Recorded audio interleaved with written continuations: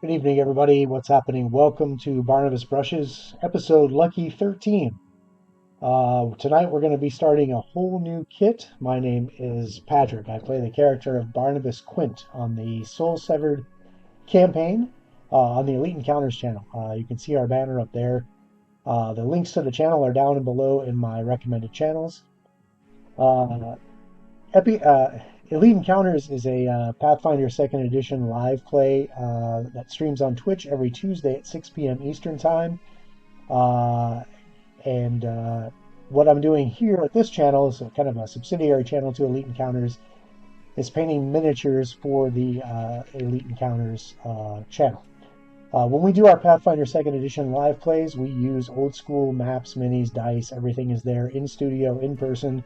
No virtual tabletops for us.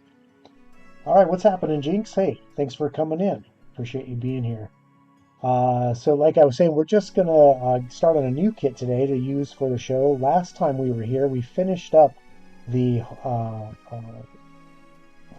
Undead Horde layer, wrapped up those Iron Skull miniatures. Peliquan, hi, welcome aboard. So this evening, we're going to start a new kit from the Epic Encounters line. This kit is the Camp of the Bandit Twins. So Epic Encounters is a line of miniatures and game accessories produced by Steamforge Games. Hey, Evil, what's happening? Welcome aboard. They're going to produce kits that contain a number of miniatures. They also have this little booklet in there that contain the encounters to use in a small adventure using those miniatures, and they also include a small flip mat to use in the game. So these are written for another version of a fantasy RPG that we don't play at Elite Encounters, but it's easily convertible to Pathfinder, which is the system we do play. So these guys, this is basically two evil bandit twins and their kind of small army or gang of bandits that they've assembled up in the mountains. So we've got some really cool mountain goat riders with spears and bows. We've got some crossbowmen. We've got a couple casters. We've got a couple, actually several bandits. But what we're going to start with today is the Earth Elemental out of this kit. All right. So taking a look at these Earth Elementals, the models typically come molded already in a certain color. This particular kit is molded in gray. So this is just molded plastic with a nice 2-inch base. So this is a large size creature in Pathfinder parlance. But these are really nicely sculpted models, really well molded models, with lots of cool little details on them. This one kind of leapt out at me because it's got some cool details in the base, and then it's also got this interesting little lodestone in the center here that's providing the magic that animates this elemental or this stone creature.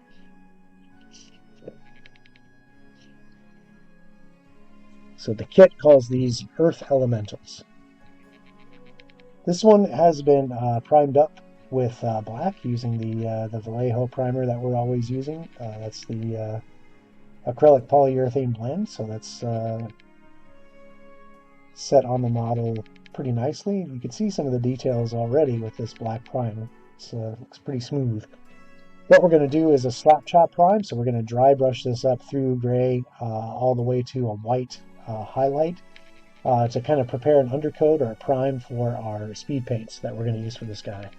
So this is going to go, I think, fairly quickly because there's not a lot of colors on this guy, just a lot of cool little details that we'll have to bring to life, including this interesting rune that it's got on this chain where I guess the lodestone is pulling the magic to animate the creature. So let's prime it up and see how much detail we can get to pop on this guy. So like I said, it's primed in black. We're going to move now to our gray acrylic polyurethane Vallejo primer, which I'm told I've said that ad nauseum. So, well, we got some new people in the channel, right? We've got some new people watching. We've got some new people learning what we're doing here. So I'm always happy to teach folks, educate folks as I'm doing some painting. Who knows, maybe they'll find something that interests them and maybe try out the hobby for themselves. Turn my camera just a little bit so we can see what I'm doing while I'm painting. So for dry brushing, I'm just going to take my really cheap makeup brush, load up the just the ends of the bristles here with that gray, and I'm going to go over to a paper towel, and I'm going to actually show you on screen on this paper towel. Wow, look at the lights really freaking out here. Okay, let's see if we can't get that banding out. And then we're just going to wipe all the excess out, kind of using a circular motion.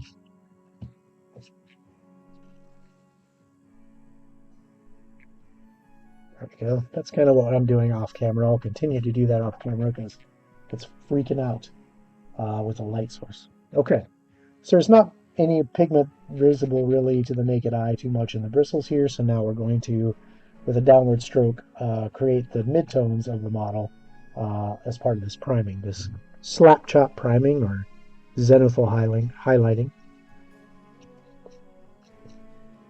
So downward motion to simulate where light would hit if the light source is right above it, hence the term zenithal. And the texture of the model is pulling the primer pigment right out of the bristles. So the shadows are staying dark, but the higher raised portions of the model are highlighting out. There's a lot of cool texture on this, so this is going to pull this off really easily.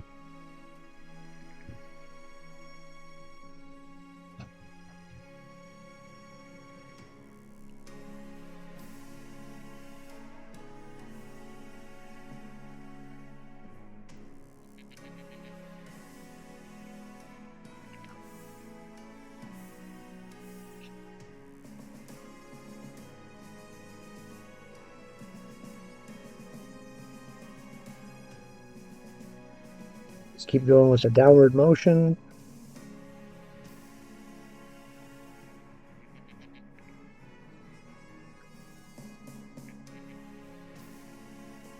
Still quite a lot of primer in the brush, looks like. It's good. Getting some mileage out of this one. Right down the legs, the forearm here.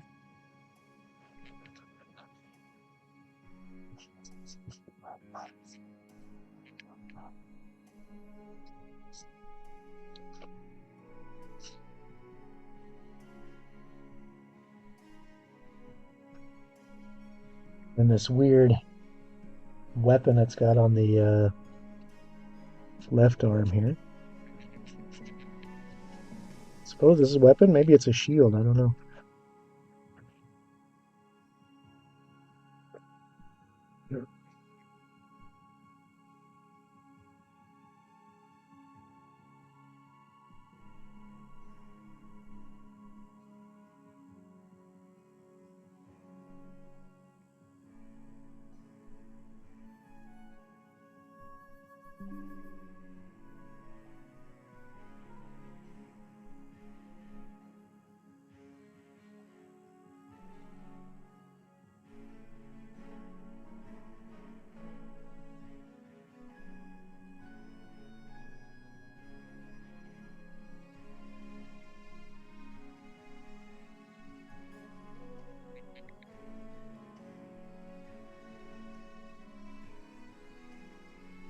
So I know most of you were able to catch the episode last night live, if you weren't in studio.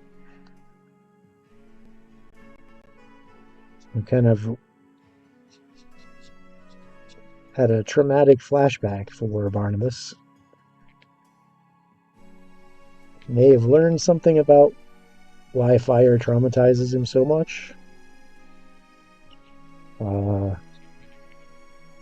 Why he is fascinated by elven culture and tries to learn as much as he can about elven culture. Why he tries to get to the post office every opportunity he can. Well, maybe I haven't revealed that.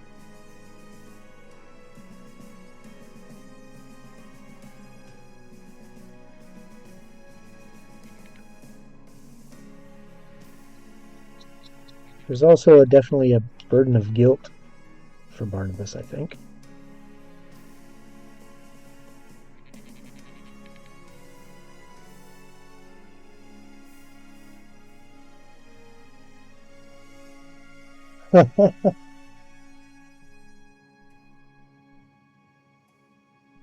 Wow.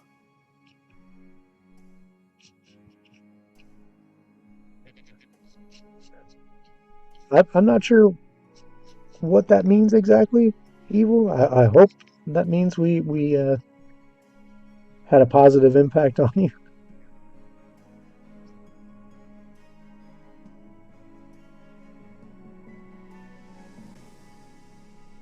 You know, our hope, of course, is to tell engaging stories, stories that resonate with people, that people can relate to, people can empathize or sympathize with certain characters, and also maybe provide a bit of an escape, depending on what's going on in our lives or what's going on in the world. Just entertainment and fun and enjoyment and camaraderie and friendship and fellowship is hopefully what we're creating at Elite Encounters. And we're looking to create more, right? To bring on more stories, to create more content. But to do so, we definitely need some help because it's a lot of technology and materials to continue to bring these stories. So we have updated our Patreon to include some physical rewards to thank those who financially support us through Patreon. Starting at just a $5 tier, you get a set of stickers and access to our Discord, so you can chat with cast members and crew members. The $10 tier, you get a t-shirt and those same rewards from the $5 tier. $15 tier is a really cool hoodie, along with all the other tier rewards from the other tiers below. And if you want to just kind of dabble in supporting us, maybe just for the cost of a soda out of the machine, once a month you can support us for $2 a month and get access to our Discord, chat with cast and crew, give us ideas, give us feedback, discuss whatever you want with us. Farm simulator, if that's what you want to do. But we certainly appreciate and can use the support. So the other thing we can certainly use is more exposure. So if you have friends or gaming buddies out there that you think would be interested in the content we produce, let them know. Tell them to come give us a look on the channel. Follow us. Take a look at YouTube. You can subscribe to YouTube there for free. That helps support us. Any exposure we can get at this point is certainly appreciated. All right, I've rambled long enough about that, and now we've got our texture here. Thanks, Mike, on the Patreon link. So we're starting to really see the texture on this Earth Elemental. This is a really cool sculpt. This leapt out at me right away out of the kit.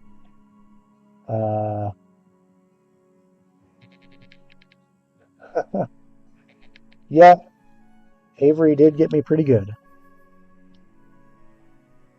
Evil, I don't know if greasing the equipment is a euphemism for something, or if you are actually going through and as part of your maintenance greasing your equipment.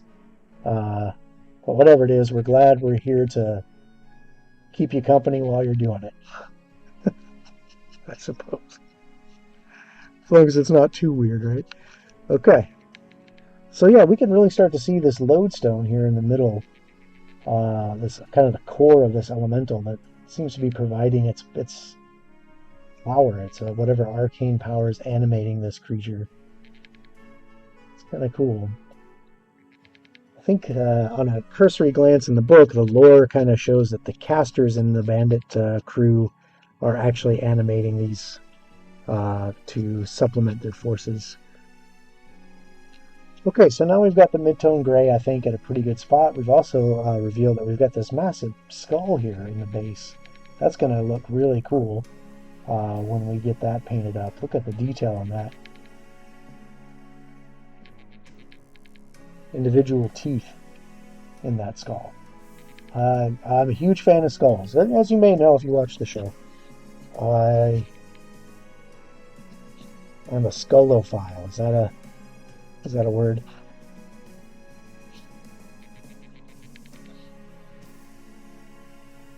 All right, maintenance time. Yep. It sounds like you have a lot of equipment to keep up too. So at least your barn or garage or wherever you're working is heated. You got to stay warm out there. It's pretty bad. All right, let's get this up to the white highlight. This is again just the white Vallejo primer. Give that a good shake mix. And the same technique here, we're just going to dry brush up the white, but we're going to stay with light touches on the highest parts of the model. We don't want to really go to town where we did our grays because then we're going to lose our midtones. So we're just going to keep the highest highlights with this white here.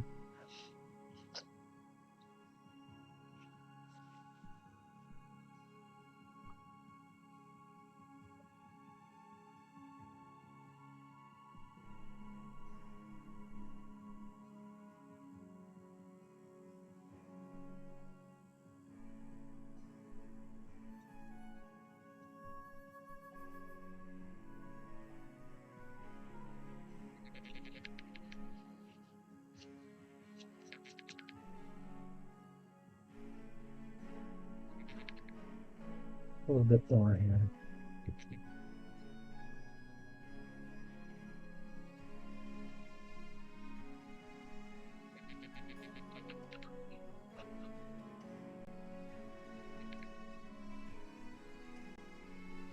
We want to catch the edges of this structure over here on the left, whatever this is. Some kind of battering ram or shield.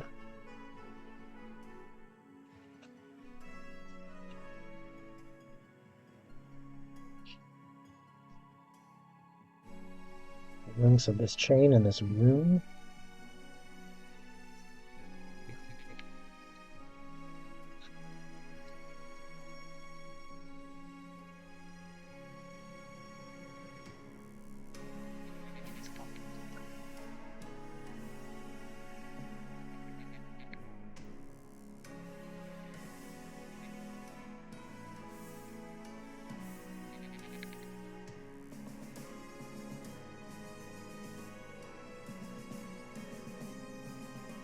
We want the skull caught.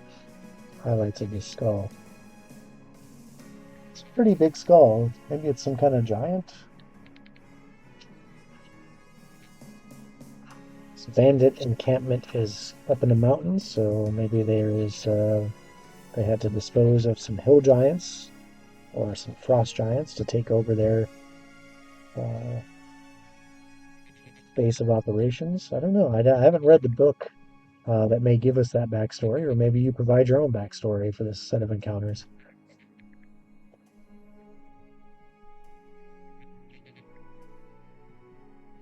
All I know is that once these hit the table over on Elite Encounters, I'm not sure I really want to face them. Although we did make quick work of that fire elemental swarm.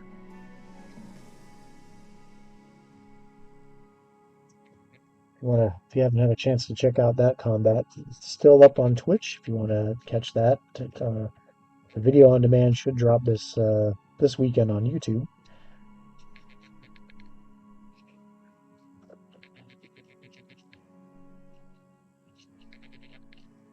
So far, the denizens of this fire plane have been very strange.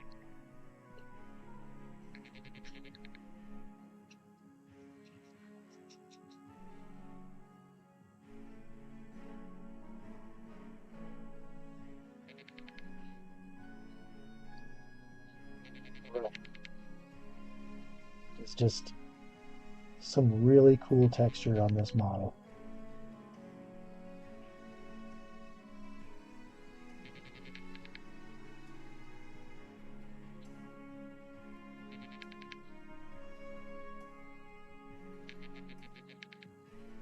And yes, I badly need some lotion for those of you who are worried about my horribly dry skin on my fingers. Don't worry. Trying my best. All right. How about we slap some color on this guy?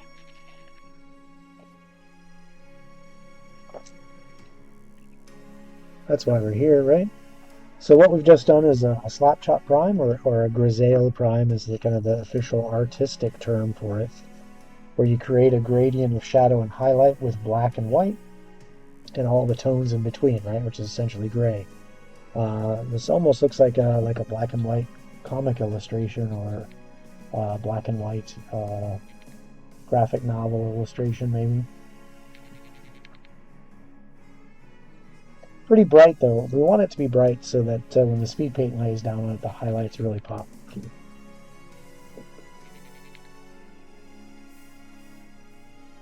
Speaking of speed paints, that's the line of miniature paints that I typically use for this kind of work.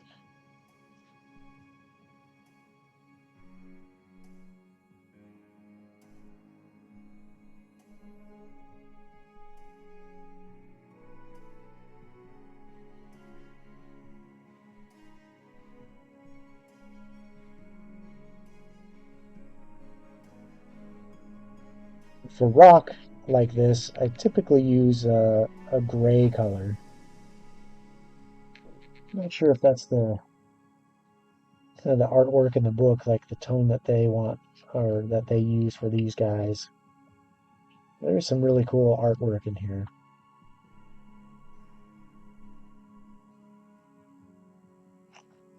Okay. Kind of a grayish brown. So I'm going to get away from that kind of boring stone gray, and I'm going to use a slightly different color for the stone. This one kind of changes it up a little bit to give like a mossy color. Yeah.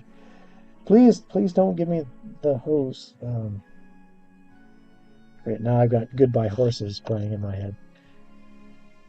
But for the stone, I think we're going to try Mummified Grime. This is a greenish gray that will go on and kind of give it a kind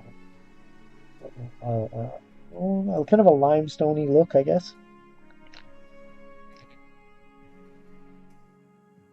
So these do have little metal mixing balls in the paint, so I'm going to give that a good shake to resuspend the pigment in the medium. The medium's got really good flow option, so this has really good capillary flow, almost like a wash.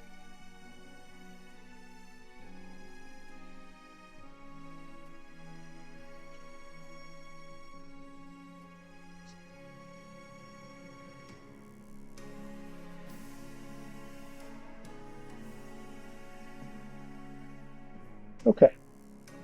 And since I've got a lot of surface to cover with the same color, I'm going to use a slightly bigger brush than what you guys are probably used to seeing me use. So the same package of brushes, the same inexpensive pack that you can grab at any store.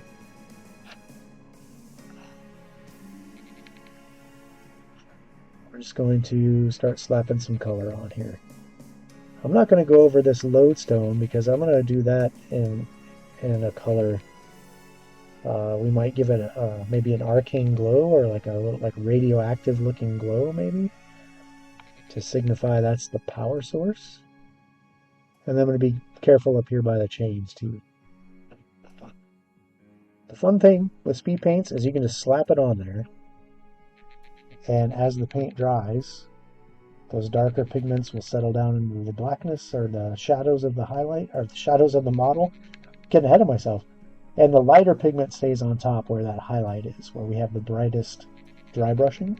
So you can see there's already that texture in the stone as we lay this paint down. I'm just slapping it on willy-nilly, loading up the brush fairly liberally, and just smooshing it on there.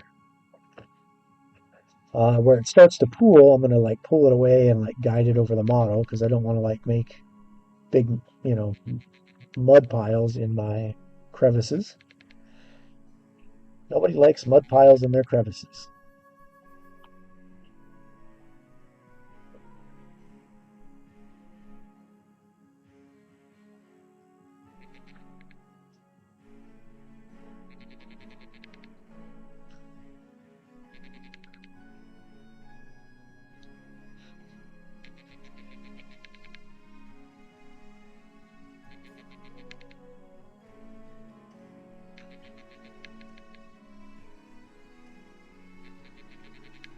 Yeah, so this color has some gray, some green, some brown.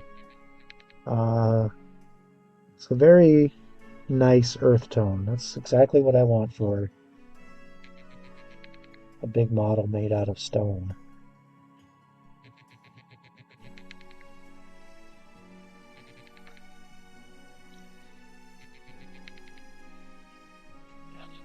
Actually going to need quite a bit more paint.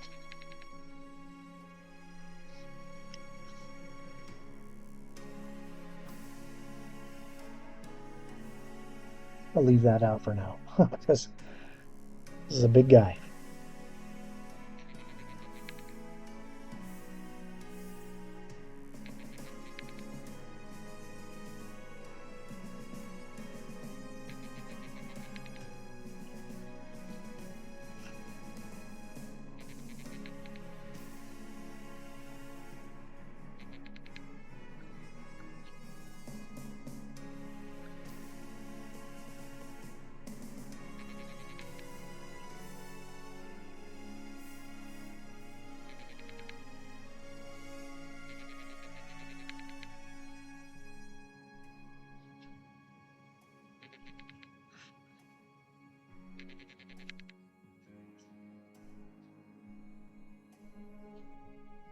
It's kind of the fun part about big models that have large areas with lots of texture is they take almost no time at all to paint with speed paints.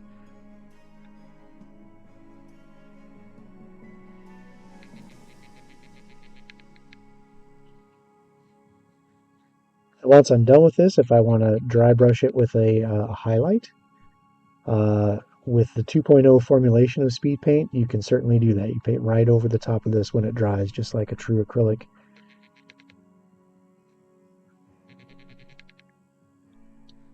There is even a technique out there that I've been seeing pop up online called double slap chop. And I haven't tried it yet. Maybe one of these days I'll give it a go on the show. But with double slap chop, you lay down your slap chop prime, like we've done here, and then paint your base color, like your deepest, darkest color. Like if I wanted to do this, like this grayish, greenish, brown color, then once this is dry, you slap chop another layer of white primer over it. And then you speed paint over that with your highlight color, and that gives it an additional layer of depth with your speed paints.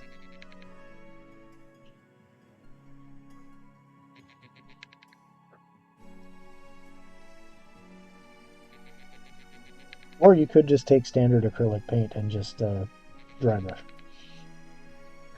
When everyone's experimenting and playing, we've got these new tools in our kit. These speed paints have changed painting as a hobby for the better, I think. It's definitely sped up people's productivity. It's given us new tools to get models on the table fast.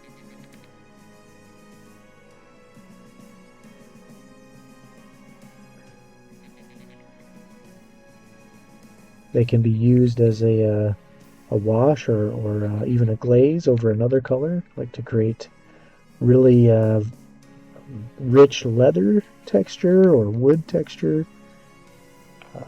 Just a lot of fun ways to use them.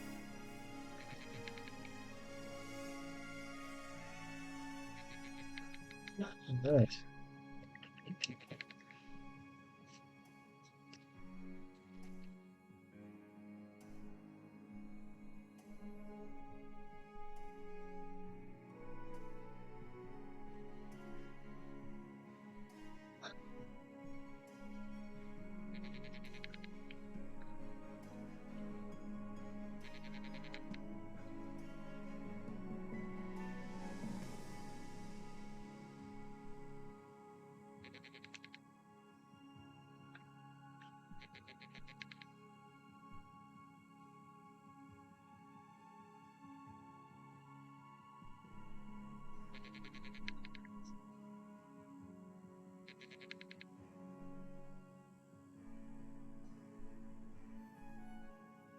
Make sure we're hitting all the areas of the model with that paint.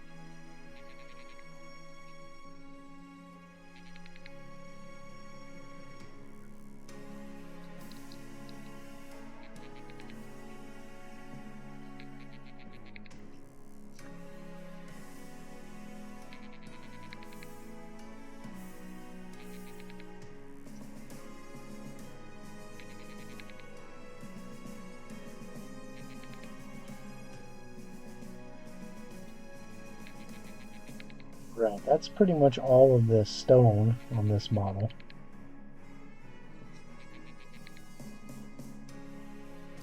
So we'll let that start to dry. While that's drying, we'll work on this huge skull.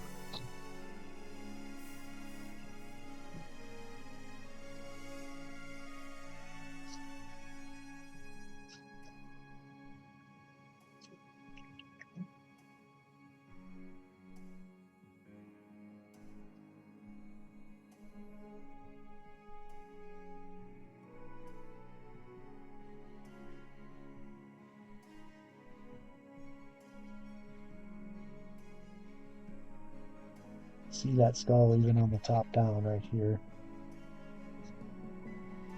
So let's add some color to that skull right quick, because when we put in the dirt here where this elemental is walking through, I don't want the details of the skull getting lost. So for any skeletal elements, my go-to color is pallid bone. You guys probably already know that. There's a few colors you can use for skeletons depending, but this one I think is my favorite out of the set.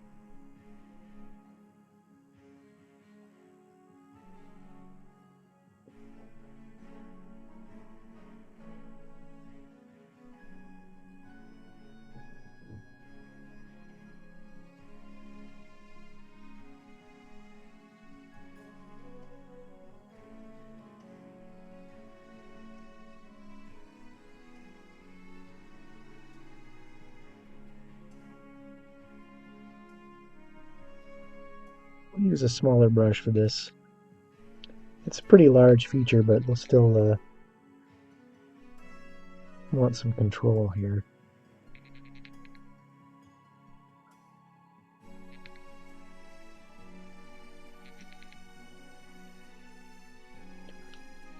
It's got a pretty weird cranial shape. Maybe it was a stone giant.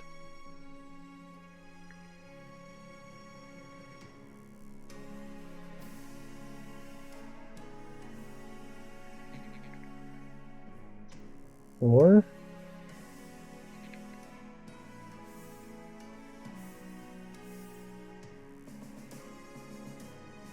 that's actually not its skull here on the top. Somehow the earth.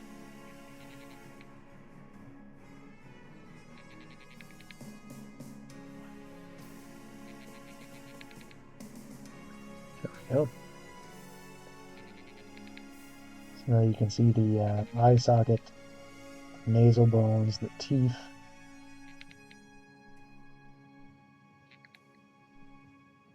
Thanks. That is again came free with the Into the Wilds Battle Map Kickstarter. So these are, some music pieces that they provided. to use with the maps to kind of set the tone for your encounters. So thanks to Into the Wilds battle maps for the free music snippets.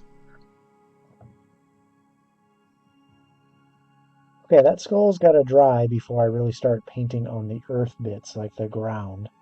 So we'll avoid that for now. We'll let the skull dry. In the meantime, we've got this hunk of metal with a rune on it, suspended between those prongs, for lack of a better term. And then that lodestone.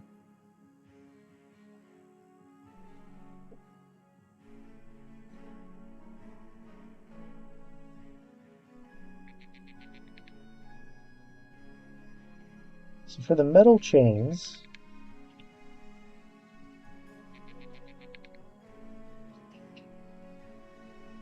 I'm not sure what color, if I want to do like a steel or if I want to use like maybe steel for the chains and maybe the plate is like some kind of brass or something.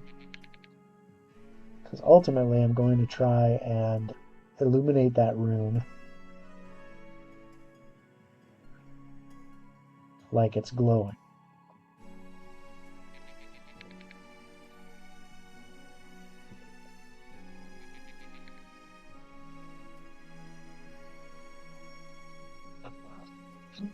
We do steel chains.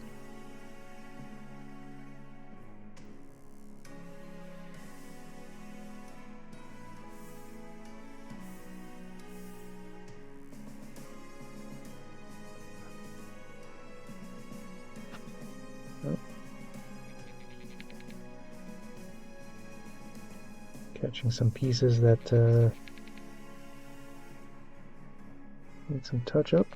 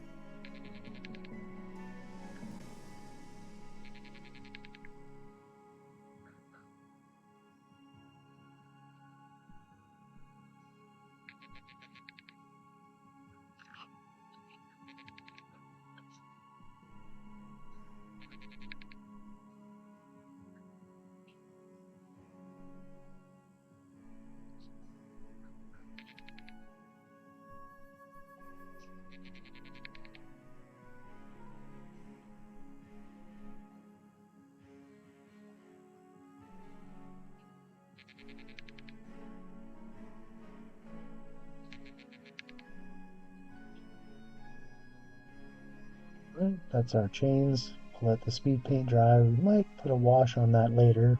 The links aren't too well defined. And then we've got this plate. So.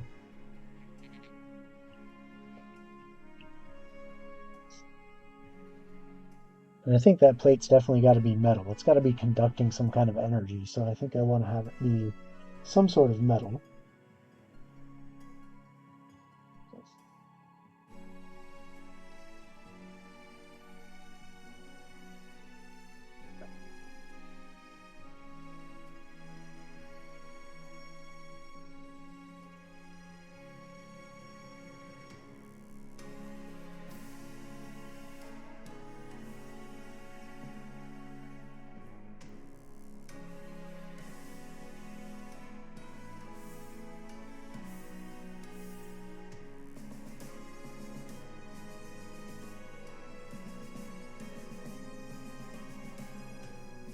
Okay. This particular metal we'll use is Horde Bronze. And you can see that the medium up here is kind of a brown fluid, and the metal pigment is down here at the bottom. I'm really going to have to mix this a lot to resuspend this in the medium. So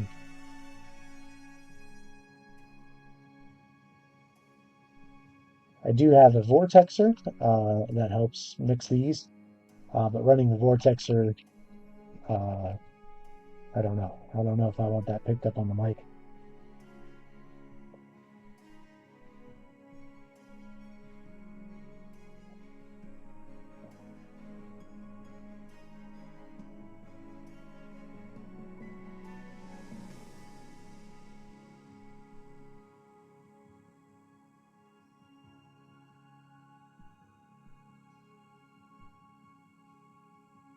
It's behind the computer, so I really don't want to stick my whole face in the camera while I'm reaching behind my computer to vortex. And for those laboratorians in the audience, which I know there's maybe at least one, it is a lab vortexer. It's a great little tool for mixing and resuspending paint. Whether, if you're doing nail salon, like, if you own a nail salon and you want a paint mixer for your nail polishes, or if you're a miniature painter and you just need something to really mix the, crap out of your paint, super effective lab vortexer.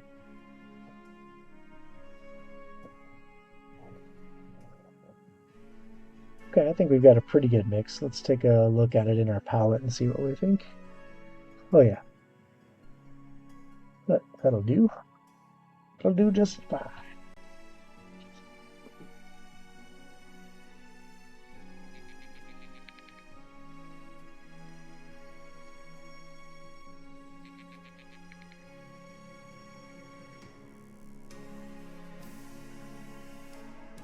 So we've got this plate here suspended, cast in some kind of bronze to conduct the energy.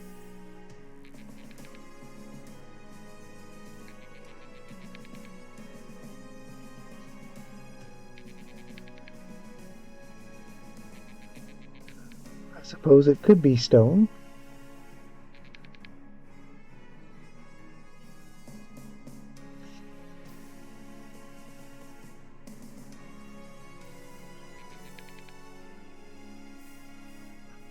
I like this look of the bronze.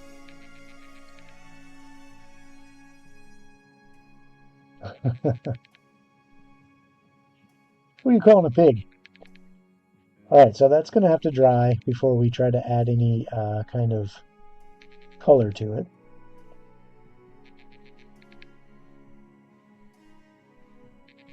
And I've got some ideas for this lodestone in the middle.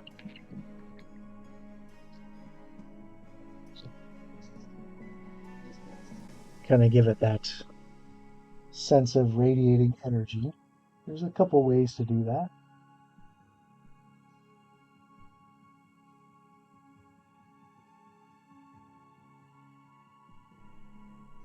My favorite paint for kind of like an arcane energy is out of the 1.0 speed paint line. They haven't made it in 2.0 yet. I'm hoping they convert it.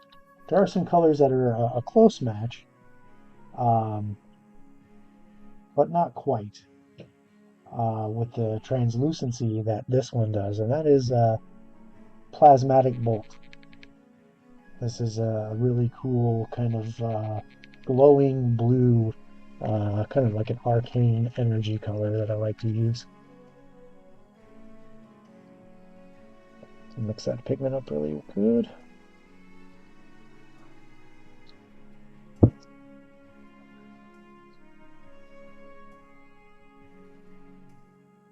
Okay, now I went to squeeze this bottle and nothing came out of it. Now I could squeeze it really, really hard and potentially blow my tip out and all my paint will come rushing out of the bottle. I don't want that. So I have a clog in my tip, and to get rid of that, I'm going to use the old Reaper Pokey tool. This is just a big old needle with a cool little head on it. And it's a skull. Of course it's a skull. Okay. I've got skulls on my caps. I've got skulls on my pokey tool. Anyway.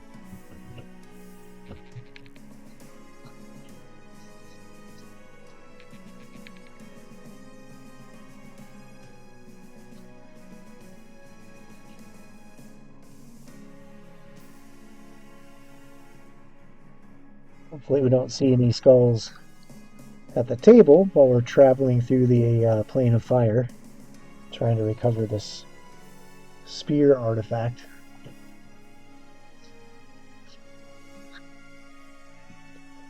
Not a place Barnabas wants to die. Okay. So I'm going to just paint this plasmatic blue over this lodestone.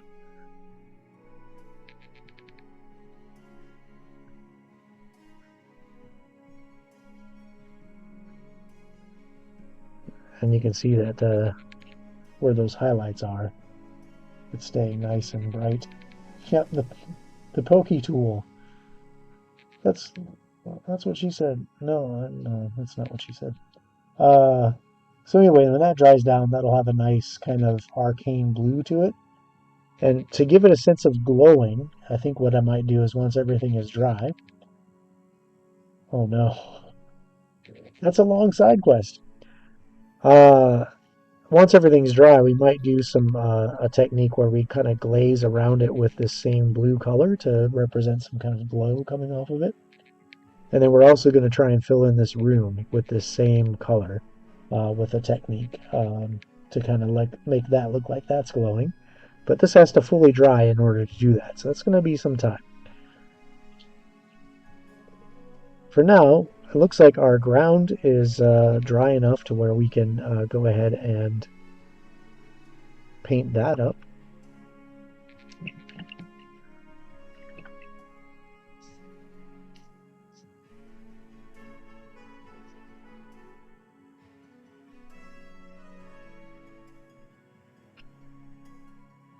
Now, these models I think are sculpted to represent that they are in some snowy mountains. Right, so what I'm going to do is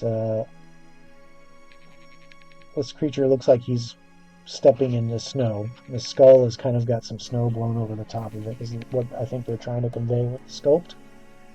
And what it looks like they're doing in the interior art as well. So I'll just refer to that real quick. There's definitely a snow theme going on here. Yeah, definitely some stone with snow on top of it. Like using some reference art for that. So to pull that off, I'm going to do the base in kind of a really light gray color called Ashen Stone. This is going to give it a real nice kind of bluish gray undertone to that snow. And then when that dries, I'm probably going to paint over it with some white to create that snow feel. And then if we really get crazy, we might mix up some miniature snow base, fake snow, and just kind of dapple it on there to give it that texture of crunchy snow, which we've had enough of already. We've dealt with enough of that, but it's kind of fun to recreate when you're painting minis.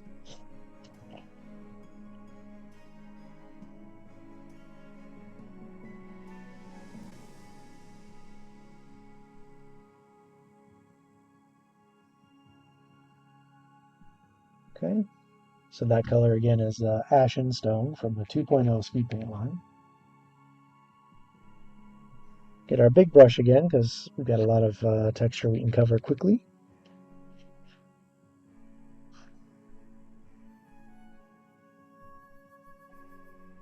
And we're just going to lay that on there pretty thick. And let the Slap Chop Prime do its job. When this dries, we'll highlight it back up with some actual acrylic white to give it that snow color, and then add some snow texture. Maybe even give it some dry, mountainy plants sticking up out of the snow with some tufts I have just to add a little bit of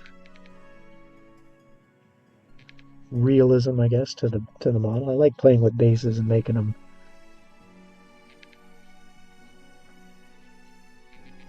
look like a real terrain, like real environments. Little plants, lots of little features do that for us. I'm just going to lay this on there pretty sloppily, and that's okay. As it dries down,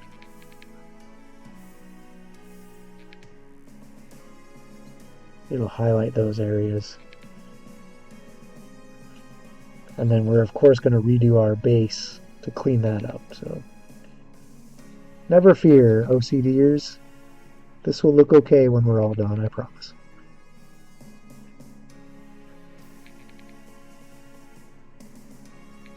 And I say OCDers in solidarity. Because I'm looking at this now, I'm like, you're screwing it all up. But rest assured, the end product will look how we want it.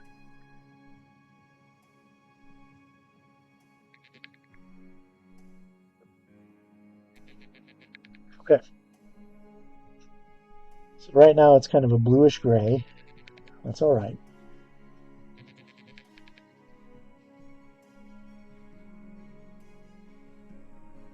Make it look like slate.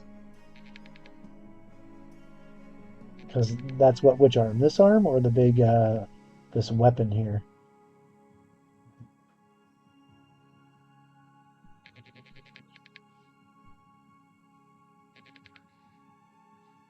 I certainly think we can pull that off. Slate's more of like a dark gray color. Like an old chalkboard, right?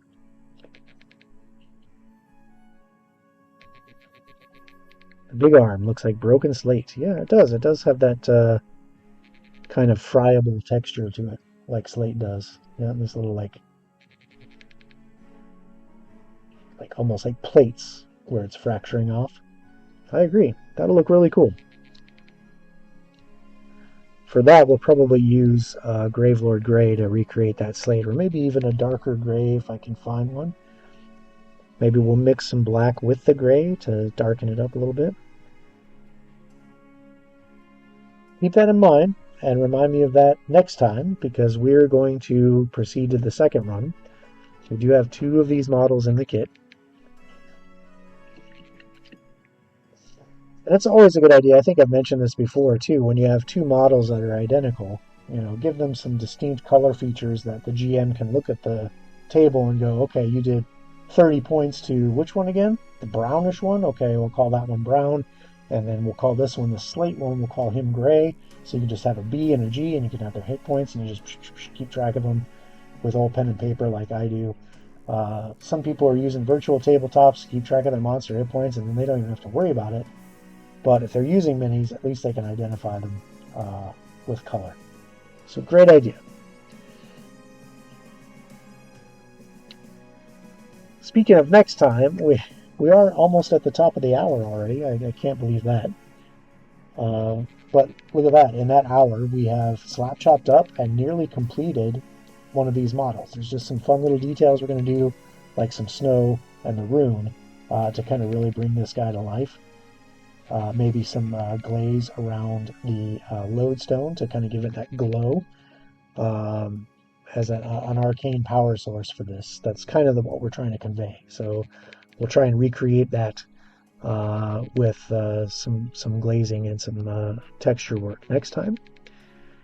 In the meantime, be sure to check out tomorrow night, 8 o'clock Eastern, Overwatch. Our technical director from Elite Encounters from our Soul Severed campaign also plays Esteban and Ren. Yeah, I don't blame you. And thanks, Evil. I appreciate that. He'll be streaming tomorrow. I don't know. Is he going to play Farm Simulator again? And is Evil and company going to harangue him for all of his poor farm management decisions? Stay tuned. I hope so, because it's kind of funny. And then I'll be back Monday at 5 p.m. Eastern to knock out some more models for my own collection.